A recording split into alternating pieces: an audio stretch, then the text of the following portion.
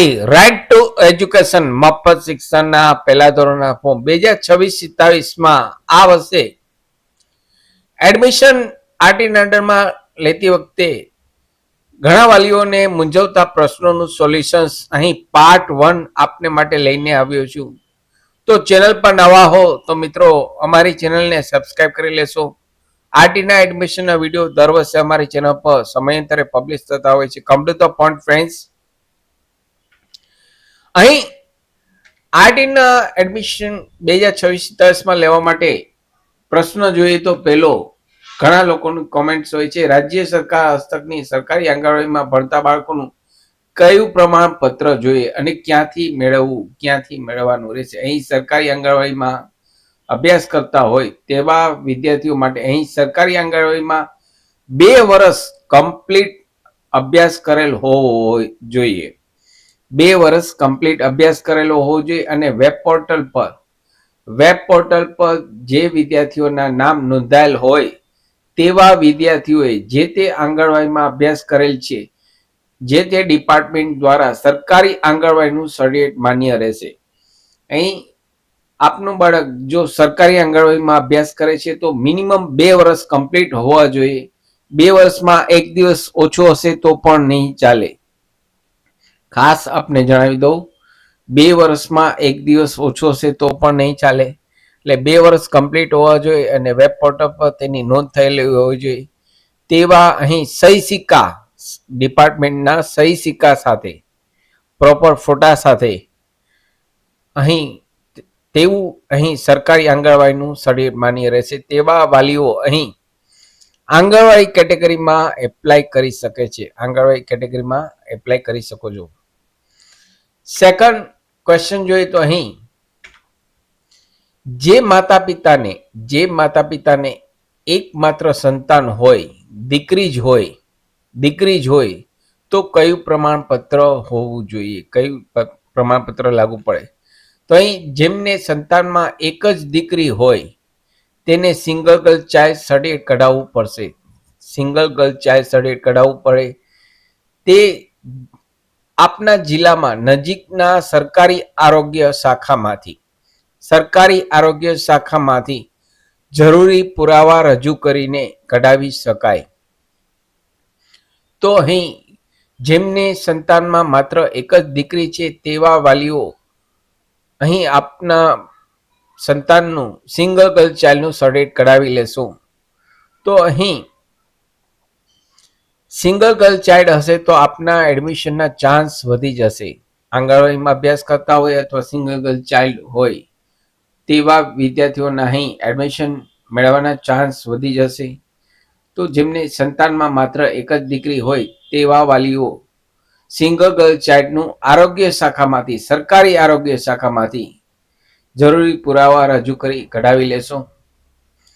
અહીં ત્રીજા ક્વેશ્ચનની વાત કરીએ તો અહીં આરટી હેઠળ પ્રવેશ મેળવવા માટે આવકની મર્યાદા શું છે? ઘણા લોકોની કોમેન્ટ્સ હતી કે આવકની મર્યાદા, તેની માહિતી ઓલરેડી મેં ચેનલ પર પબ્લિશ કરેલ છે, છતાં અહીં આપને આ ક્વેશ્ચનનું સોલ્યુશન પણ બતાવું છું. કેટેગરી નંબર 8, 9, 11, 12, 13 નંબરની ગ્રામ્ય વિસ્તાર અને શહેરી વિસ્તાર બંને માટે વધુમાં વધુ 6 લાખથી વધારે ન હોવી જોઈએ.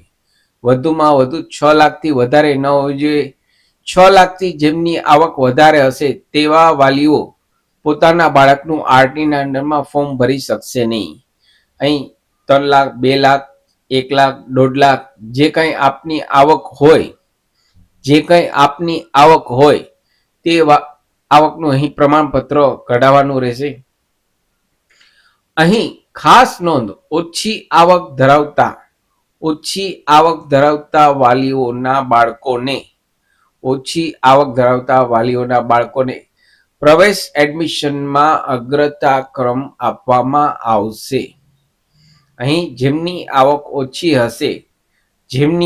ઓછી હશે તેવા વાલીઓને અહીં અગ્રતા ક્રમ, તેમને એડમિશનના ચાન્સ વધારે રહેશે.